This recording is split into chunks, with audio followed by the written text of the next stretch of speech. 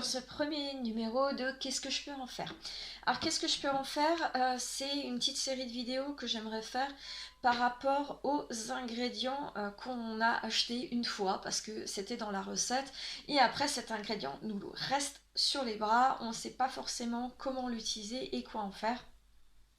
Donc pour ce numéro, j'aimerais qu'on parle de la glycérine. Alors la glycérine, c'est pas comme les huiles végétales. On ne peut pas l'utiliser tout seul et ça pour certaines personnes ça peut poser problème. Donc en plus ça se vend par exemple chez Aromazone, bon là c'est une bouteille de 250 mais la plus petite est de 100 millilitres et on n'en utilise pas forcément beaucoup. Donc c'est un ingrédient qui a tendance à rester dans vos armoires. Donc la glycérine, déjà, rappelons à quoi ça sert.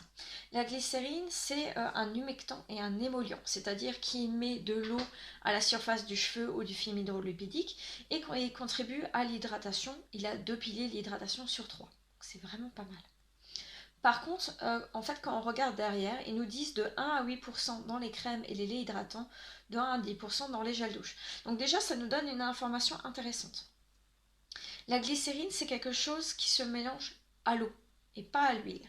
Donc dans tous les cosmétiques qui contiennent de l'eau, donc lotion, gel, donc ça comprend gel hydratant, gel tenseur, acide hyaluronique, shampoing, gel douche, voilà. Gel, tout ça on peut mettre dans les laits, dans les gels, dans les crèmes et dans les lotions.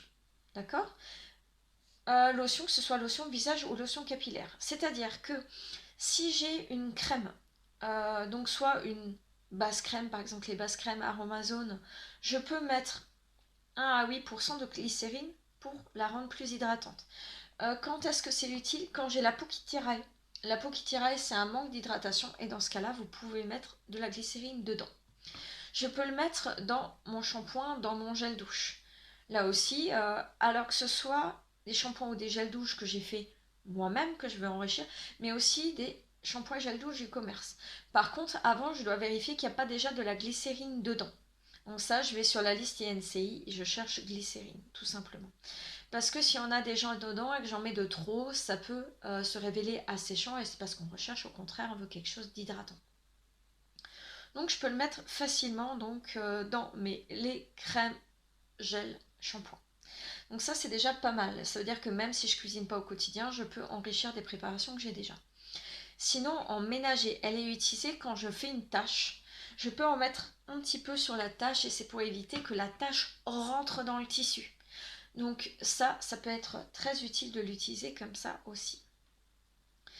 Sinon, des recettes qui utilisent pas mal de glycérine. Moi, il n'y a pas longtemps, je vous ai partagé une recette de dentifrice qui est absolument géniale. Je l'adore, c'est ma recette préférée. C'est pas une recette en poudre, c'est pas une recette solide, c'est vraiment une recette en pâte qui ressemble aux recettes qu'on peut trouver dans le commerce. Elle est vraiment extra. Je vous mets le lien en fin de vidéo et ça c'est une recette qui utilise beaucoup de glycérine. Donc franchement si vous en avez 3 à la maison, c'est une super opportunité de l'essayer. Une autre utilisation que j'aime bien, c'est moi j'aime bien faire les mousseurs. Donc en fait bon il faut un contenant mousseur pour, mais c'est une majorité d'eau, un peu d'agent moussant, donc mousse babassu ou mousse de sucre et de la glycérine et une fragrance et un conservateur. Donc il faut vraiment pas beaucoup de choses, c'est une recette tout simple, c'est juste on pose les ingrédients, on mélange, c'est fini. Donc on peut les mettre là-dedans. Donc ça c'est très chouette aussi. Je vous mettrai ces 2 recettes du coup à la fin de la vidéo. Je vous encourage à y aller. Les 2 sont parmi mes préférés. Donc n'hésitez pas, c'est vraiment une belle opportunité d'utiliser la glycérine. Et sinon, vous pouvez ajouter aussi la glycérine dans ce qui est gloss, dans ce qui est baume à lèvres, les hydratants pour les lèvres, c'est vraiment super. Et sinon, il y a tout ce qui est lotion. Donc que ce soit lotion visage, parce que les hydrolats c'est bien, mais c'est pas particulièrement hydratant. Donc mettre un peu de glycérine dedans, ça rend votre lotion hydratante, ce qui est quand même cool. Et sinon, ce qui est chouette, c'est de le mettre dans tout ce qui est lotion de cheveux. Donc moi j'ai une recette de lotion capillaire, de lotion hydratante qui est toute simple. Alors dans la recette je mets de l'urée, mais je vous la mettrai peut-être quand même en barre d'infos.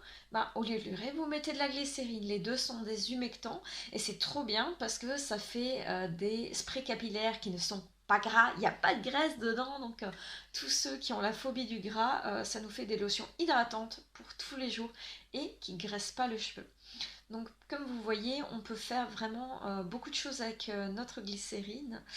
J'avais vu aussi plein d'expériences de science. Donc pour ceux qui ont des enfants, je vous mettrai les liens en barre d'infos. Donc il y a une expérience pour faire disparaître un contenant grâce à la glycérine. J'ai vu cette petite vidéo, c'est vraiment super.